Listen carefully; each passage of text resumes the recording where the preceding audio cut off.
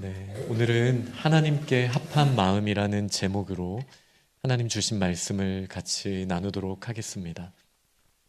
지난주에는 다윗의 노래에 대해서 함께 나눴습니다. 오늘은 다윗의 마음이 주제가 됩니다. 하나님께서 다윗을 정말 특별하게 여기셨고 많이 사랑하셨던 거 분명합니다.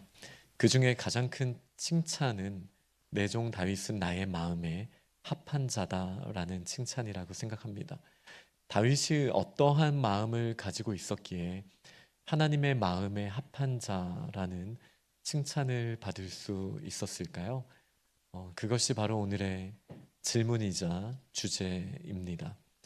다윗의 때는 물론 지금으로부터 3,000년 전이기는 하나 역사적으로 하나님의 나라가 가장 왕성한 때였습니다.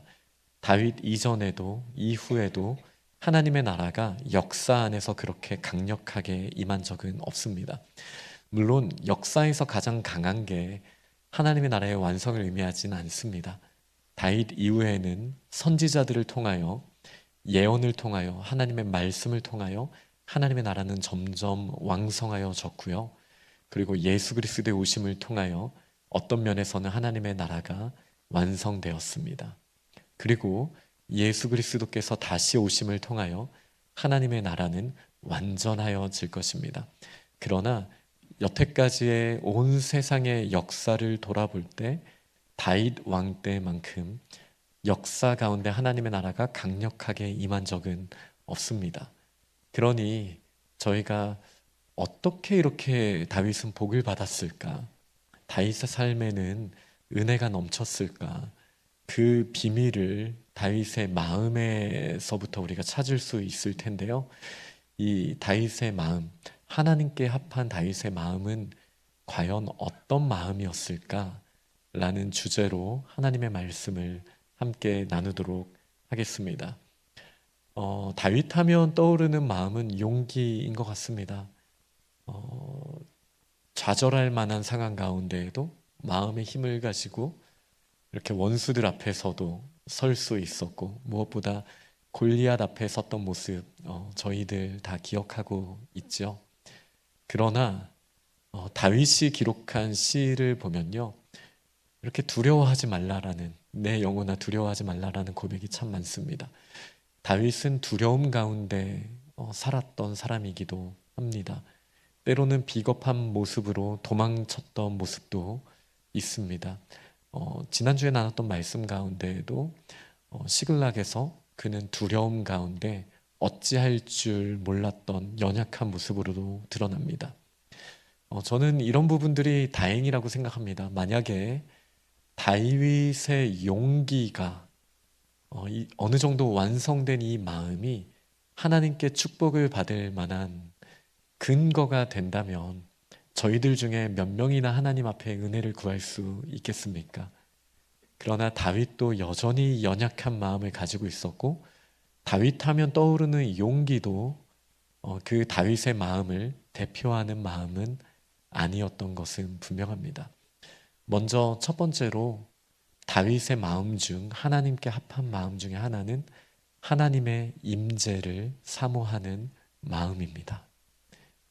그가 왕이든 목동이든 다윗에게 있었던 마음은 하나님과 함께 하기를 원하는 마음, 하나님이 목자가 되심을 고백하는 마음, 그가 풍족함 가운데 있든 아니면 연약함과 가난함 가운데 있던 그는 하나님이 함께 하시는 마음을 늘 사모하기를 원했었습니다.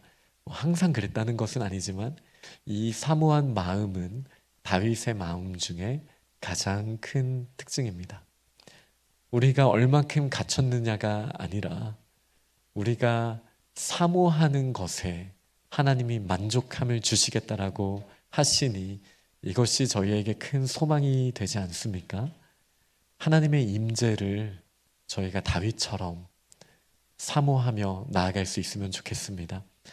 다윗은 실제로 하나님과 너무나 함께하고 싶어서 하나님의 집을 지어드리고자 하는 마음을 가지고 있었습니다. 그리고 다윗이 기록한 시편을 보면요, 내가 하나님의 전에 있기를 원합니다라는 고백이 정말 많습니다. 그러니 다윗의 마음 중에 가장 중요한 마음은 하나님의 임재를 사모하는 마음, 하나님과 함께하고자 하는 마음이라고 저희가 먼저 기억해야겠습니다. 지난주 시편 23편을 통해서 저는 사무엘상에 나오는 다윗의 일대기를 한번 같이 나눴었다면, 오늘은 사무엘하에 나오는 내용을 가지고 좀 하나님의 말씀을 나누고 싶었습니다. 그리고 다음 주까지 이어서 다윗의 언약을 구체적으로 나누게 될 텐데요. 먼저 사무엘하 앞부분에 나오는 내용 중에 가장 인상적인 것은 다윗이 너무나 하나님과 함께하고 싶기에 언약궤를, 법궤를 다윗성으로, 이 시온 산성으로 가지고 오고자 했다라는 거예요. 그 사모하는 마음이 너무나 느껴지죠.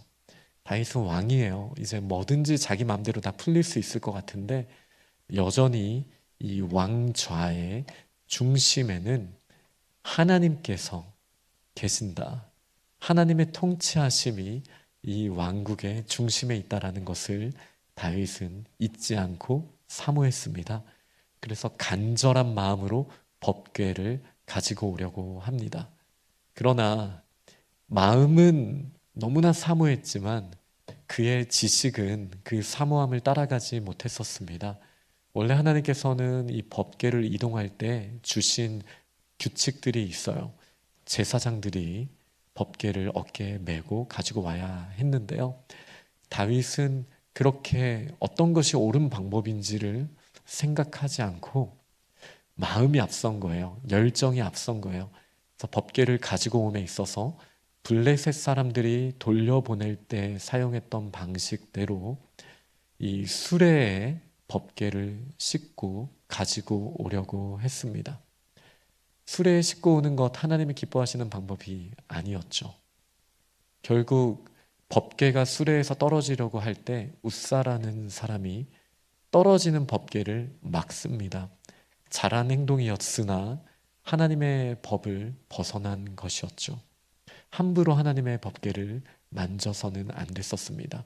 그러니 웃사가 잘못했다라기보다는 수레에 싣고 오라고 명령하였던 다윗의 잘못이죠. 결국 하나님께서 웃사를 치셨고 그것을 베레스 웃사라고 부르십니다. 웃사를 치셨다라는 뜻이에요. 그리고 다윗은 크게 낙담합니다.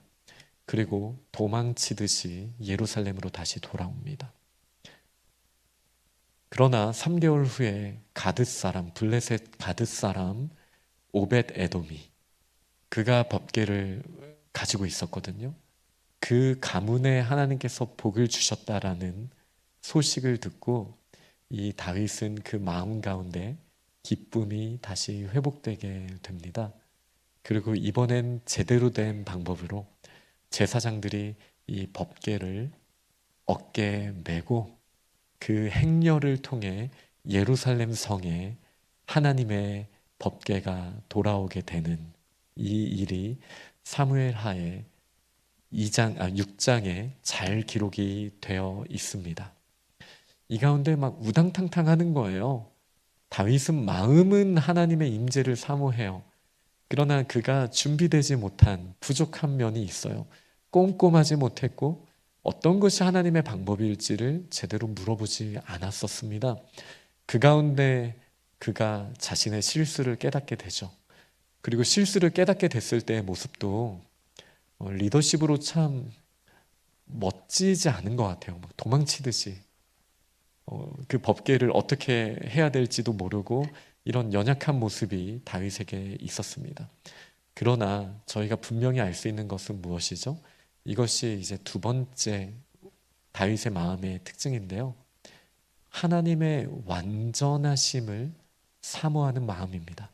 첫 번째 마음이 하나님의 임재하심을 사모하는 거였잖아요. 두 번째는 하나님의 완전하심을 사모하는 마음이었어요. 다윗은요, 자신의 마음의 완전함을 자랑하지 않습니다. 다윗의 마음의 특징은요, 나는 잘못하는 죄인이라는 거예요. 나는 부족하다라는 거예요. 나는 실수한다라는 거예요.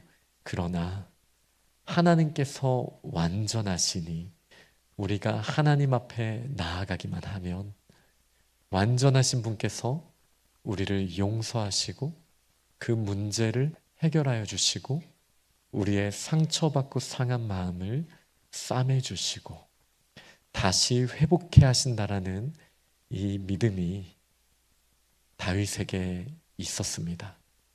그러니 다윗은 그 마음이 완전한 게 아니고 자기 자신으로 만족하는 사람이 아니며 오직 하나님의 임재를 사모하고 자신은 연약하지만 하나님은 완전하신 분임을, 그래서 하나님을 더욱더 사모하며 자신의 연약함을 인정하며 하나님 앞에 나아가는 그런 마음의 소유자였음을 저희는 기억해야 합니다.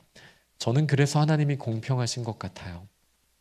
저희가 완전한 마음을 갖춰야만 하나님이 복 주시고 하나님이 구원하신다라고 했다면 저희 중에 누가 하나님 앞에 설 수 있었겠습니까?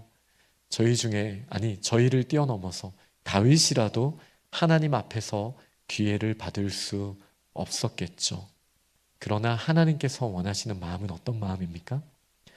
하나님의 임재를 구하는 마음, 하나님의 완전하심을 인정하는 마음, 나의 연약함을 인정하는 마음. 이 마음은 우리의 재능과 상관없이, 우리의 삶의 여정과 상관없이 그 누구나 하나님을 향하여 사모하는 마음을 가지고 나아가면 갖출 수 있는 마음입니다. 그러나 이렇게 공평하게 복의 기회가, 축복의 기회가 펼쳐져 있으나 우리 죄에 사로잡힌 저희들이 어찌 그렇게 그런 부드러운 마음을 쉽게 가지게 되던가요? 그렇지 않다라는 것이죠. 우리 중에 나 자신을 주인이라고 말하기가 더 쉽습니다. 내가 왕이라고 말하는 삶을 사는 게 너무나 쉽습니다. 하나님의 임재 필요 없다라고 말하는 삶을 살기가 쉽습니다. 그래서 다윗이 칭찬받는 거예요. 다윗의 공력으로 싸울 수 있는 게 아니고요. 정말 하나님과의 관계 안에서 그가 실수했을 때, 그의 연약함을 깨닫게 했을 때 그는 바로 하나님께 엎드렸던 사람임을 저희는 기억해야 합니다.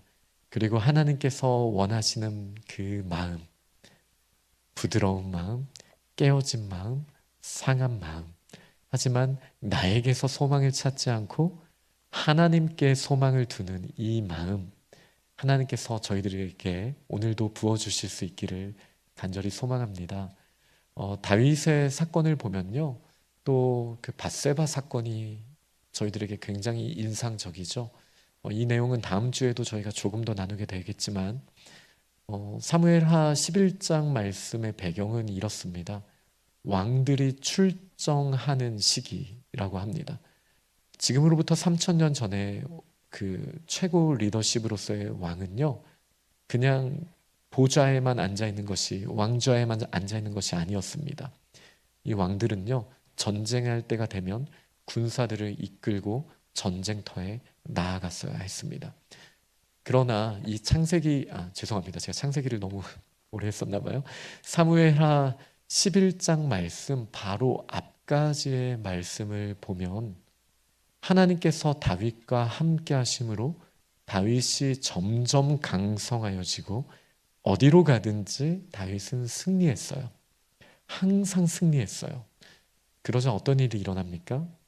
다윗의 마음에 게으름이 찾아왔습니다. 나태해짐, 자기가 직접 하지 않아도 된다라는 생각, 왕들이 출정해야 되는 시기에 그는 최선을 다해 전쟁터에 서지 않았고 그냥 궁전에서 돌아다니고 있었습니다. 굉장히 바람직하지 않은 모습이에요. 그러니 저희가 다윗을 생각할 때 다윗의 마음, 아까 용기를 말씀드렸지만 또 성실하고 막 최선을 다하는 열정 넘치는 모습도 다윗의 모습 가운데 우리가 떠올릴 수 있는 한 모습이지 않습니까? 그러나 이제 왕이 된 다윗의 모습은요, 그런 모습과 거리가 좀 있었을 때도 많았다라는 것을 저희가 보게 되는 것이죠. 다윗도 참 연약한 사람이었습니다. 그렇게 하나님이 맡기신 일에 최선을 다하지 않았을 때 그에게 이제 유혹이 찾아오게 됩니다.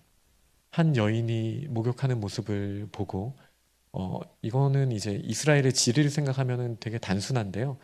가장 높은 지에 있는 사람이 높은 곳에 집을 지었습니다. 그리고 그 계급별로 이제 점점 낮은 곳으로, 왜냐하면 산에 집을 지었기 때문에 이렇게 있으니 다윗의 집에서는, 다윗의 궁전에서는 이제 다른 집들이 다 내려다 보이는 거예요. 그러니 이제 목욕하는 밧세바를 보고 그의 마음에 이제 음란한 마음이 들어오게 되었습니다. 그리고 그는 그 죄의 유혹에 맞서 싸우지 못하고 넘어졌습니다.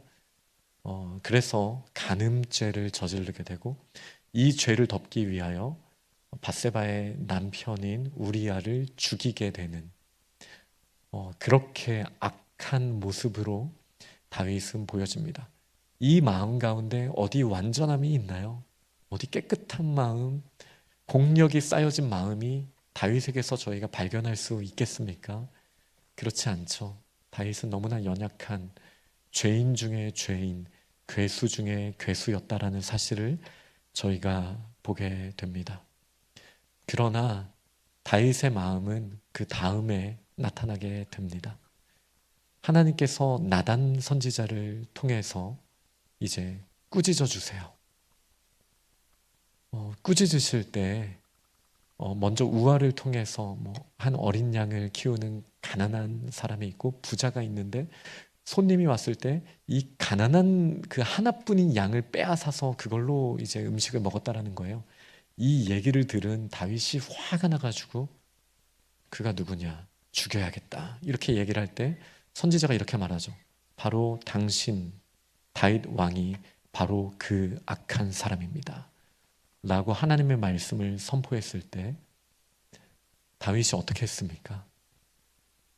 우리가 보통 잘못을 깨닫게 되었을 때요, 저를 돌아봐도요, 마음이 이렇게 부드러워지기가 쉽지 않습니다. 오히려 강팍해지고 삐지기가 참 쉽죠. 제가 지난주에도 삐져봐서 잘 아는데요, 어떤 내가 이건 나에게도 부족함이 있지라는 걸 깨닫는다 할지라도요, 저의 마음은요, 표정은요, 이렇게 막 부드러워지기가 쉽지가 않더라고요. 근데 다윗의 마음의 특징이 무엇입니까? 하나님이 꾸짖으실 때, 하나님이 깨닫게 하실 때 바로 엎드립니다. 하나님, 제가 죄인입니다. 제가 정말 잘못했습니다. 진심을 다하여 돌이키는 자리에 나아가는 것이 다윗의 특징입니다. 사울은요, 사무엘을 기다리지 않고 제사한 잘못을 저질렀어요. 그리고 하나님께서 그를 꾸짖으셨을 때 진심 어린 회개를 하지 않습니다. 저는 사울이 저지른 죄보다 다윗이 저지른 죄가 더 크다라고 생각을 합니다. 다윗 또한 제사장의 자리를 이렇게 넘어선 경우들이 꽤 나오거든요. 사울이 그것 때문에 정죄를 받았는데, 심지어 다윗은 에봇을 입고 제사장의 옷을 입고 하나님 앞에 예배를 이끌었던 왕이었습니다. 그런데 하나님께서 사울에게 꾸짖으셨을 때, 다른 왕들을 꾸짖으셨을 때는 그들은 그래도 내가 왕인데 라는 생각이 있었거든요. 뭐 이 정도로 잘못했다라고 하셔, 이 마음이 있었고, 그리고 사실 오늘의 매일의 삶 가운데 저희가 부족한 부분, 잘못한 부분들이 주변 사람들이나 말씀을 통해서 우리가 깨달아지게 될 때, 우리에게는 다윗의 길과 다윗의 길을 벗어난 길이 놓여져 있다는 사실을 기억해야 합니다. 사실 사울처럼, 다른 왕들처럼 저희도 마음이 강팍하여지고, 이 정도는 그래도 내가 할 수 있는 거 아니야? 왜 이해해 주지 못해? 라는 그 길에 서기가 쉽지만, 하지만 칭찬받은 다윗은 어떤 마음의 사람이었습니까? 자신의 연약함을 깨닫게 되었을 때 바로 인정하는 부드러운 마음이 있었어요. 이것은 제가 아까 말씀드렸던 하나님의 임재를 사모하는 마음과 그리고 하나님의 완전하심을 사모하는 마음이 있었기 때문에 가능한 거였습니다. 내 자신을 돌아볼 때 잘못하는 일들이 있죠. 부족함이 있죠. 우리 사람들은 그것을 그냥 눈 감고 넘어가거나 아니면 덮어버리려고 할 때가 많습니다. 그러나 하나님의 완전하심 앞에서 이것이 비춰지게 될 때 다윗의 마음을 가지고 있는 사람들은 어떻게 됩니까? 완전하심과 이것을 비교할 때 이 연약하고 더럽고 악한 마음이 깨끗하게 씻어져서 하나님의 임재에 합당한 사람이 되기를 원하는 사모함이 있는 거예요. 그래서 내가 죄를 안 저지르느냐가 중요한 것이 아니라 죄인인 나의 모습을 깨닫게 되었을 때 하나님 앞에 사유하심을 구하는 자리에 나아가는가, 우리를 회복시키시고 깨끗게 하시는 주님을 사모하는 마음으로 나아가는가, 이것이 정말 중요한데 다윗은 이쪽의 끝판왕이었습니다. 그가 완전한 길로 가지는 못했지만 하나님의 완전하심 앞에 나아가기를 원하는, 온전해지기를 원하는 마음을 다윗은 가지고 있었습니다. 그러니 이 일은 어렵기도 하고 또 쉽기도 합니다. 우리가 공력을 쌓아야 되는 것이 아니니 어떻게 보면 쉬운 일이지만, 그러나 이 마음을 그렇게 부드럽게 하나님 앞에 겸손하게 나아간다라는 것이 얼마나 어려운 일인지 저희들은 삶을 통해 잘 알고 있습니다. 오늘 읽은 본문은 하나님의 완전하심과 다윗의 연약함이 대비되는 다윗의 시입니다. 여호와의 율법은 완전합니다. 그러나 나의 영혼은 연약하고 너무나 상처나 있습니다. 이 두 상황에서 어떻게 해야 되는 거예요? 여호와의 임재하심, 하나님의 말씀이 나의 연약한 영혼과 함께하기만 하면 우리에게 소망이 생긴다라는 거예요. 이렇게 고백하잖아요. 영혼을 소성시킨다. 이 말은 뭐예요? 나의 영혼이 부족하다라는 거거든요. 지금 나의 영혼에 소망이 없지만 완전하신 하나님의 말씀이 함께 할 때에야 나의 마음은 회복될 수 있다라는 고백이 있는 거잖아요. 이것이 다윗의 마음입니다. 바리새인처럼 저 이 정도면 됐죠? 나 자신의 의를 드러내는 것이 아니라 여전히 하나님, 저에게는 주님의 임재만이 소망입니다. 저 너무 연약합니다. 라고 사모하는 마음으로 다가갔던 다윗의 마음이 느껴집니다. 여호와의 증거는 확실합니다. 그러나 다윗과 저희는 우둔합니다. 무엇이 분명한 사실인지, 어떤 것이 하나님의 영광을 드러내는지 우둔한 저희는 알 수 없습니다. 그러나 어떻게 해야죠? 하나님의 임재를 사모하고 완전하신 하나님을 사모할 때 나의 우둔함이 문제가 되지 않는 거예요. 나는 연약하지만 하나님이 완전하시니 하나님 나와 함께하여 주옵소서. 이 완전하신 하나님, 정직하신 확실하신 증거를 가지신 하나님의 말씀이 우둔한 저희와 함께 하시면 저희를 지혜롭게 해주시는 줄 믿습니다라는 고백이 이 다윗에게 있는 것입니다. 여호와의 교훈은 정직합니다. 그러나 저희의 마음은 정직을 벗어나 있죠. 그리고 그 마음을 기쁘시게 하는 하나님의 교훈과 달리 우리의 마음은 우리의 마음을 더 괴롭게 하고 슬프게 하는 일들로 영향을 많이 받습니다. 그러나 우리가 정직한 하나님의 교훈을 받아들이기만 하면 우리의 마음을 기쁘시게 하시는 완전하신 하나님의 임재를 경험하게 되는 것입니다. 여호와를 경외하는 도, 하나님의 그 법은 정결합니다. 그러니 정결치 못한 저희를 정결하게 하시는 역사가 하나님께 있는 것이죠. 여호와의 법은 진실합니다. 우리에겐 거짓이 있지만요, 그리고 우리는 불의한 자들이나 여호와 하나님은 의로우신 분이십니다. 그러니 우리가 사모하며 나아갈 때 우리를 의롭게 하시고 우리에게 은혜를, 진실함을 허락하시는 하나님의 은혜를 경험하게 되는 것입니다. 그러니 다윗은 뭐라고 말합니까? 금, 곧 많은 순금보다 더 사모해야 한다라고 말하고 있습니다. 이게 중요한 거예요. 저희가 무엇을 사모합니까? 나 자신을 좋아하기가 쉽죠. 자기중심성의 죄에 묶이기가 참 쉽습니다. 그러나 우리가 정말 사모해야 될 것은 썩어 없어질 우리의 육신이나 기준이 없이 너무나 쉽게 흔들리는 우리의 계획이나 우리의 마음이 아닙니다.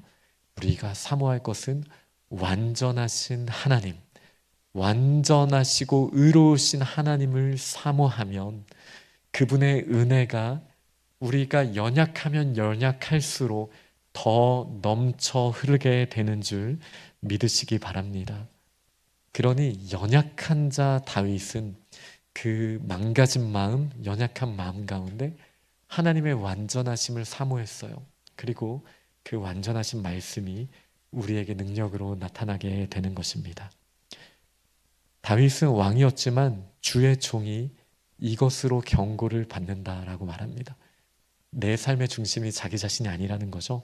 완전하신 하나님으로, 하나님의 말씀으로 경고를 받는 이 마음, 이것이 하나님의 마음에 합한 마음입니다. 결국 자기의 허물을 능히 깨달을 자 없다라고 고백은 하지만, 그러나 하나님의 말씀에 비추어 보면 우리를 숨은 허물에서부터 벗어나게 하시는 은혜를 경험하게 됩니다. 하나님의 말씀을 비춰보면 더 이상 우리가 이 연약하고 더러운 부정한 모습에서 머물기를 원하지 않게 됩니다. 하나님, 우리를 맑게 씻어 주옵소서. 우리가 하나님의 인자하심에 어울리는 모습으로 나아가기를 정말 간절히 사모합니다. 나의 죄가 나를 주장하지 못하게 하여 주옵소서. 이런 고백을 하게 되는 거예요. 그리고 다윗은 마지막으로 이렇게 고백합니다. 나의 반석이시오 나의 구속자이신 여호와여, 내 입의 말과 마음의 묵상이 주님 앞에 연락되기를 원하나이다. 다윗의 이 고백은 자신의 부정한 모습 그대로 받아달라는 게 아닙니다. 하나님, 저에게는 이런 연약함이 있지만 하나님이 깨닫게 하셨으니 제가 주님 앞에 돌이킵니다. 용서하여 주옵소서. 그리고 이제 제 마음은 완전하신 하나님의 법도로 채워지고 하나님께 영광 돌리는 자리에 나아가게 하여 주옵소서. 이런 간절한 마음을 가지고 있던 다윗의 마음이 저희들에게 충만하게 채워지기를 간절히 소망합니다. 네, 하나님의 이 씻어주심에 대해서는, 이 은혜, 우리를 깨끗게 하실 수 있는 은혜에 대해서는 다음 주에 저희가 다윗의 언약에 대해서 깊이 나누면서 또 함께 보도록 하겠습니다. 이번 한 주간 저희가 삶을 살아갈 때에는 부드러운 마음, 다윗의 마음으로 하나님 앞에 나아갈 수 있도록 결단하는 저희들의 모습이 될 수 있기를 간절히 축원합니다.